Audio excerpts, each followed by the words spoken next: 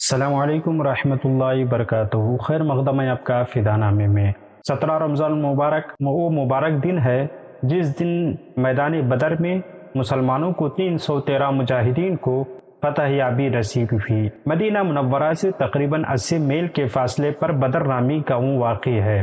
اس گاؤں میں بدر نامی ایک مشہور کنواں بھی تھا، اسی مناسبت سے اس جگہ کا نام بدر رکھا گیا اور اسی مقام پر جنگ بدر کا وہ عظیم معرکہ انجام پذیر ہوا جس میں کفار قریش اور مسلمانوں کے درمیان سخت خون ریزی ہوئی، پھر مسلمانوں کو عظیم الشان فتح مبین حاصل ہوئی۔ اللہ عز و جل نے جنگ بدر کو قرآن مقدس میں یوم الفرقان کے نام سے پکارا ہے۔ مشرکین مکہ کا مدینہ منورہ کے اطراف میں لوٹ مار کرنا جنگ بدر کا سبب بنا۔ 17 رمضان مبارک سن 2 ہجری میں پیارے نبی صلی اللہ علیہ وآلہ وسلم اپنے چند جانثاروں کے ساتھ میدان جنگ کا معائنہ فرمایا اور اس وقت دستے مبارک میں ایک چھڑی لے کر آپ صلی اللہ علیہ وسلم نے اس چھڑی سے زمین پر لکیر بناتے اور غیبی خبر دیتے کہ فلاں کافر کے قتل ہونے کی جگہ ہے، کل یہاں فلاں کافر کی لاش پڑی ہوئی ہوگی۔ چنانچہ حضرت انس رضی اللہ عنہ فرماتے ہیں کہ خدا کی قسم جیسا رسول کائنات صلی اللہ علیہ وآلہ وسلم نے فرمایا تھا ویسا ہی ہوا،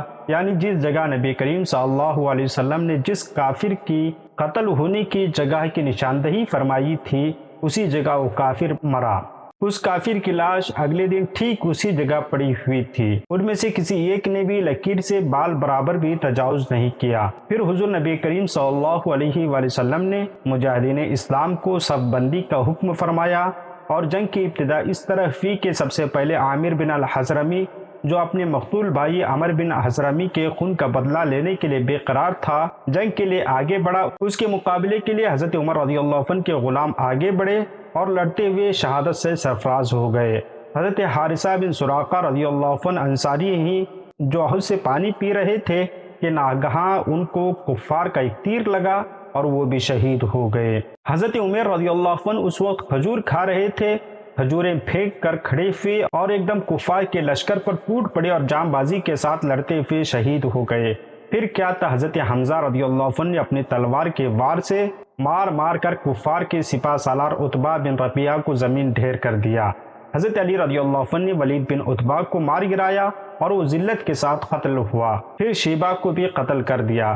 سعد بن عاص رضی اللہ عنہ کا بیٹا عبیدہ سر سے پاؤں تک لوہے کے لباس اور ہتھیاروں سے چھپا ہوا سب سے باہر نکلا تو حضور نبی کریم صلی اللہ علیہ وسلم کے پھوپھی زاد بھائی حضرت زبیر بن عوام رضی اللہ عنہ نے تاک لگا کر اس کی آنکھ میں زور سے برچی ماری اور وہ زمین پر گرا اور مر گیا۔ اور کمسن صحابی حضرت معوذ اور معاذ رضی اللہ عنہم نے اپنے تلواروں سے ابو جہل کو زمین پر ڈھیر کر دیا۔ امیہ بن خلف کو حضرت بلال رضی اللہ عنہ نے واصل فنار کر دیا اور عتبہ، شیبہ، ابو جہل وغیرہ کفار قریش کے سرداروں کی ہلاکت سے کفار مکہ کی کمر ٹوٹ گئی اور ان کے پاؤں اکڑ گئے، اور کیوں نہ اکڑتے، خداوند عالم نے قرآن مجید میں ارشاد فرمایا اللہ نے بدر میں تمہاری مدد کی جب تم بالکل بے سر و سامان تھے۔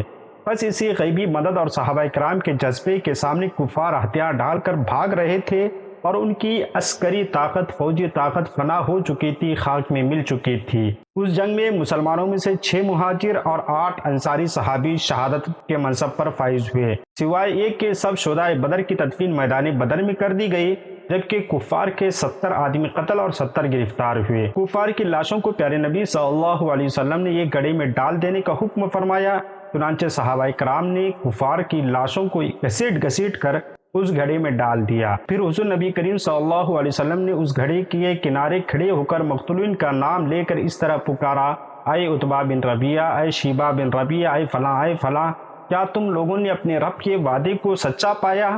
ہم نے تو اپنے رب کے وعدوں کو بالکل ٹھیک اور سچا پایا۔ حضرت عمر فاروق رضی اللہ عنہ نے جب دیکھا کہ حضور نبی کریم صلی اللہ علیہ وسلم کفار کی لاشوں سے خطاب فرما رہے ہیں تو عرض کیا، یا رسول اللہ صلی اللہ علیہ وسلم، کیا آپ ان مردوں سے کلام فرما رہے ہیں؟ کیا یہ سن سکتے ہیں؟ یہ سن کر پیارے نبی صلی اللہ علیہ وسلم نے ارشاد فرمایا، اے عمر، قسم خدا کی جس کی قبضہ قدرت میں میری جان ہے، زندہ لوگ میری بات کو ان سے زیادہ نہیں سن سکتے، لیکن اتنی بات ہے کہ مردے جواب نہیں دے سکتے۔ حضور نبی کریم صلی اللہ علیہ وسلم نے جنگ بدر کی فتح کے بعد حضرت زید بن حارثہ رضی اللہ عنہ کو فتح مبین کی خوشخبری سنانے کے لیے مدینہ منورہ بھیجا۔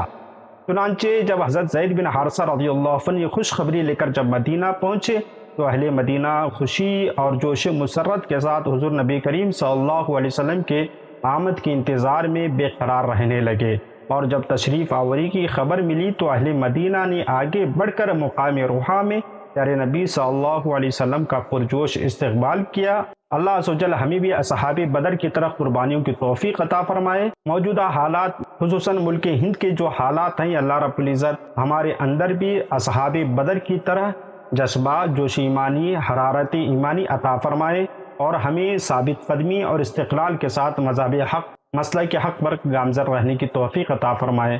ملتے ہیں اگلی ویڈیو میں۔ السلام علیکم۔